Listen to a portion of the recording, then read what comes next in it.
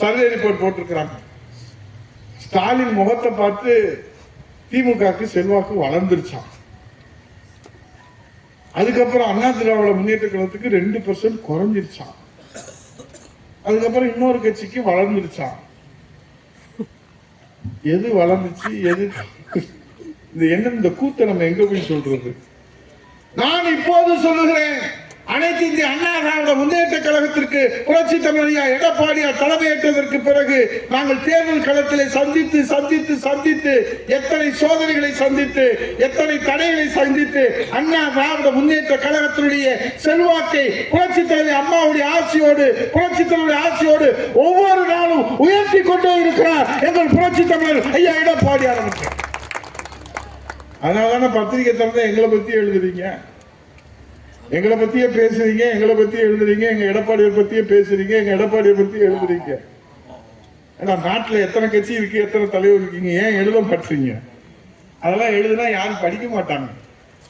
அண்ணா திராவிட முன்னேற்ற கழகத்தை பற்றி எழுதினால்தான் மக்கள் எதிர்பார்த்து இருக்கிறார்கள் என்று சொன்னால், மக்கள் நேசிக்கிற இயக்கம், மக்கள் பாதுகாக்கிற இயக்கம், மக்கள் வளர்த்தெடுக்கிற இயக்கம், மக்களுக்கான இயக்கம்.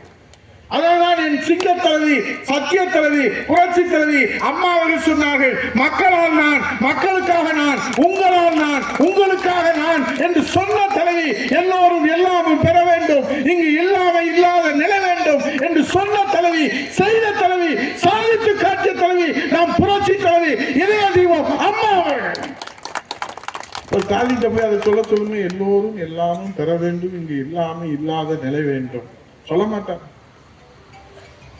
அவர் என்ன சொல்லுவார்? ஸ்டாலினுக்கு வேண்டும் உதயநிதி, ஸ்டாலினுக்கு வேண்டும், ஸ்டாலினுக்கு வேண்டும் துர்கா, ஸ்டாலினுக்கு வேண்டும், ஸ்டாலினுக்கு வேண்டும் அன்புநிதி, ஸ்டாலினுக்கு வேண்டும் தான் சொல்லுவாரே தவிர எல்லோரும் எல்லாமும் பெற வேண்டும், இங்கு இல்லாம இல்லாத நிலை வேண்டும் என்று சொல்ல மாட்டோம். சொல்லிட்டா நாங்க பொதுக்கால் விட்டு போயிடும், அதை செய்து காட்டிட்டா நாங்க ஏத்துக்கிறோம், ஜனநாயகம் இங்கே தலைக்கிறது என்று சொல்ல மாட்டார், சொல்ல முடியாது. சொல்லிட்டு அவர் வீட்டுக்கு போக முடியாது, வீட்டுல வச்சிருக்காங்க ஆப்பு.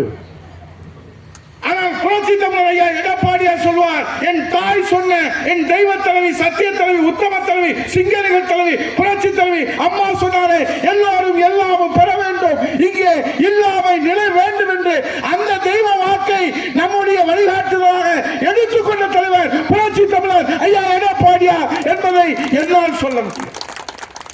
சட்டமன்றத்திலே கேட்கிறார், மக்கள் மன்றத்திலே கேட்கிறார், உனக்கு துணிச்சல் இருக்குதா?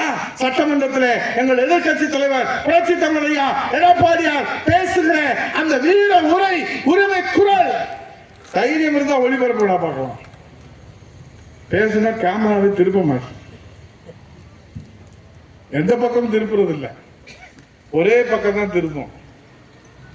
ஸ்டாலின் முகத்தை எத்தனை தடவை தான் பார்க்கறது? நம்ம திருப்பிட்டு அந்த கேமரா அங்கேயே 3 மணி நேரம் பேசினார் அண்ணே எடப்பாடியார், 2 மணி நேரம் 55 நிமிஷம். வீரபத்திரன் நல்லா கேட்டுக்குங்க.